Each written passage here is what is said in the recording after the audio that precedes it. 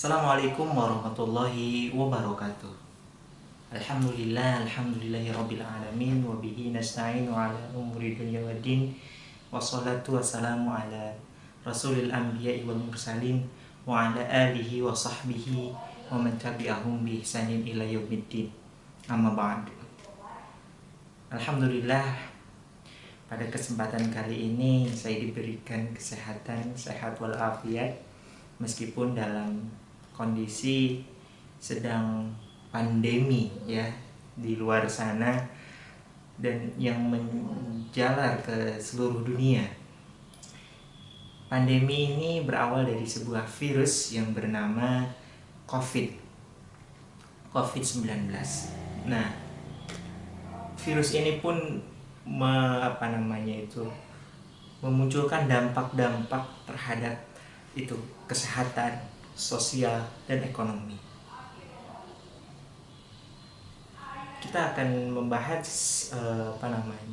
dampak virus ini terhadap kehidupan kita bersosial, terutama kita munculnya stigmatisasi yang ada di dalam masyarakat terhadap pada orang-orang yang terkena virus ini atau positif COVID-19. Stigma itu apa sebenarnya? Stigma itu adalah sebuah pandangan, suatu pandangan yang cenderung negatif terhadap sebuah sesuatu. Nah, stigma ini berawal dari yang namanya informasi bias, informasi yang tidak jelas, yang kita nyomot sana nyomot sini dan cenderung tidak saling mendukung atau tidak komplementer. Jadi tidak ada sebuah informasi yang otoritatif yang satu arah menjelaskan bahwa ini tuh virusnya begini, cara penanganannya begini. Namun yang berada di masyarakat itu kurang mencerna dengan baik virus itu, informasi itu sehingga terjadilah bias informasi. Nah, bias informasi ini pun memunculkan yang namanya kepanikan ketika informasi ini didorong oleh sebuah ketakutan akan ini tuh apa sebenarnya, ini tuh bencana apa, ini tuh wabah apa, ini tuh hal yang mengganggu, ini tuh hal yang tidak biasa kita lewati, namun ini terjadi, maka muncullah ketakutan di dalam orang-orang gitu. Nah, ketakutan ini menimbulkan sebuah perilaku panik, apalagi didorong dengan munculnya pernyataan-pernyataan dari pihak-pihak yang memang dari sumber-sumber yang tidak saling komplementer gitu, yang tidak saling mendukung, pihak-pihak yang tidak mempunyai otoritas untuk berbicara tentang hal tersebut, sehingga muncullah kepanikan, muncullah stigma di dalam masyarakat bahwa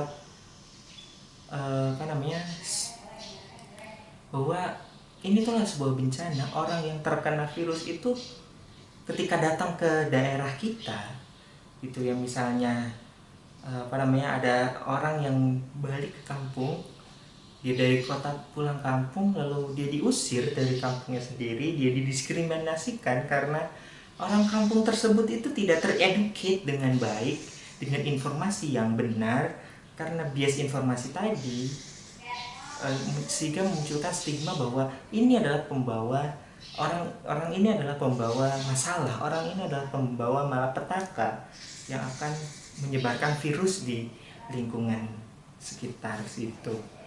Maka ya seharusnya gitu ya, dampak-dampak ini pun bisa kita netralisir dengan kita terus mengeducate gitu masyarakat, mengedukasi masyarakat supaya masyarakat ini terbuka pikirannya sehingga tidak saling menutupi, tidak saling mendiskriminasikan terhadap orang-orang lain seperti itu.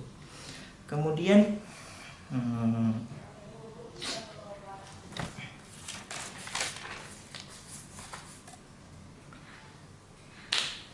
kepanikan masyarakat ini itu semakin menjadi-jadi, sehingga dampaknya kita mendengar bahwa ada jenazah dari PDP atau jenazah dari pasien yang positif terkena COVID-19 ini ditolak di masyarakat. Kan ini kan jadi sebuah semacam hukuman seumur hidup terhadap keluarga dari si pasien, sehingga keluarganya itu menderita dan kasihan gitu ya, tidak tega melihatnya. Seharusnya kan dengan kita menjaga jarak secara fisik kita untuk terhindar dari yang namanya penyakit virus COVID-19 ini, tidak menghalangi kita juga untuk berempati terhadap pasien. Jadi makanya ada kampanye baru bahwa istilah yang digunakan itu bukan social distancing lagi, tapi yang namanya physical distancing. This is not a social distancing, karena social distancing itu adalah menjaga jarak sosial. Maka yang terjadi adalah tindakan yang massa bodoh gitu.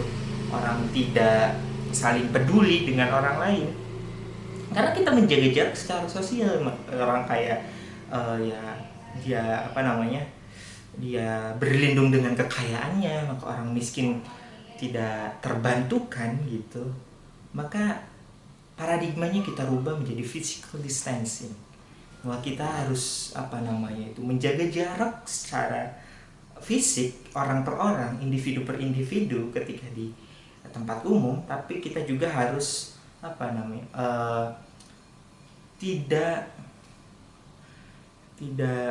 tidak menghilangkan empati kita, rasa empati kita terhadap orang lain. Kita harus membantu, kita tidak mendiskriminasikan orang lain seperti itu. Terus ada berita juga ketika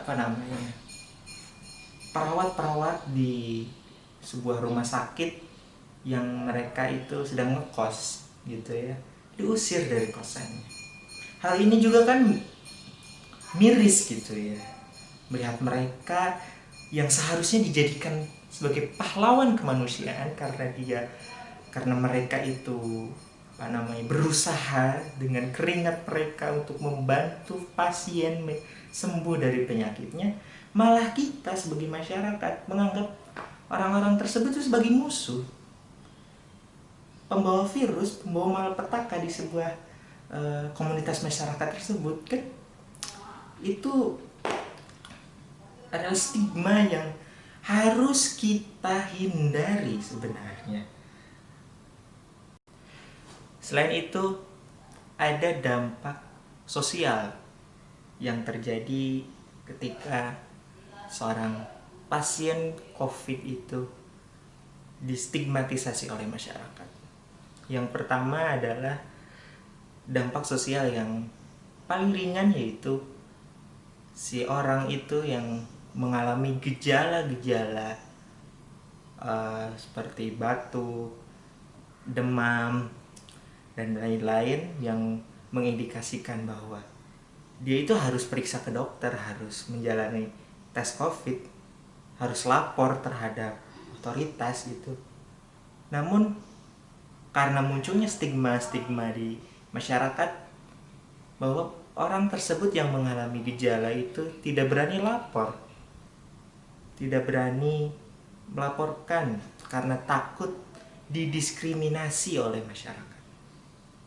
Nah, hal ini pun menjadi patut kita perhatikan gitu ya.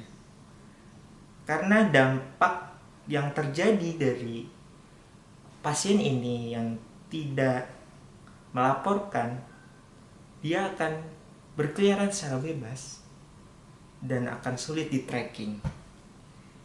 Dan dampak yang lebih dalam dari itu adalah dia, orang yang tidak berani melaporkan itu, akan terus menyebarkan virus-virus COVID itu sehingga sulit untuk dilacak.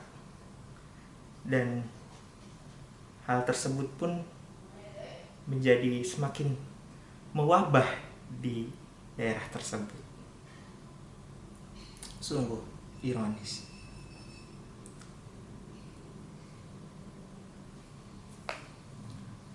Kemudian cara untuk menghentikan stigma ini diantara lain menurut salah seorang sosiolog dari Universitas Nasional yang diwawancarai oleh detiknews.com adalah satu, bahwa orang yang telah sembuh dari penyakit COVID-19 ini atau yang sembuh dari pandemi ini harus dijadikan seorang agen kampanye, mengkampanyekan bahwa ini loh, orang yang terkena COVID itu bisa sembuh, virus yang ada di dalam dirinya itu sudah hilang, sudah sembuh, sudah kalah.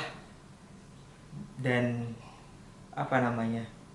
orang yang telah sembuh itu pun disuruh beraktivitas sosial secara biasa, sehingga tidak muncul kekhawatiran di tengah masyarakat. Dengan membagikan pengalaman mereka, para pasien yang telah survive dari virus ini, hal itu dapat menjadikan stigma itu akan lambat laun akan semakin turun gitu. Beri banyak mungkin pengalaman kolektif terhadap masyarakat itu, sehingga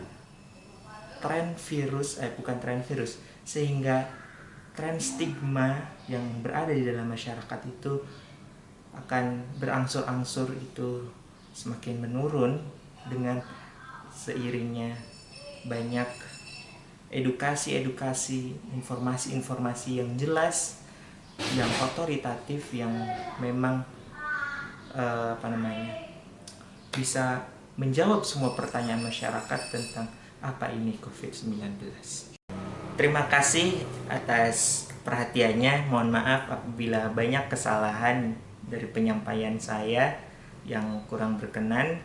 Wabillahi taufik wal hidayah. Wassalamualaikum warahmatullahi wabarakatuh.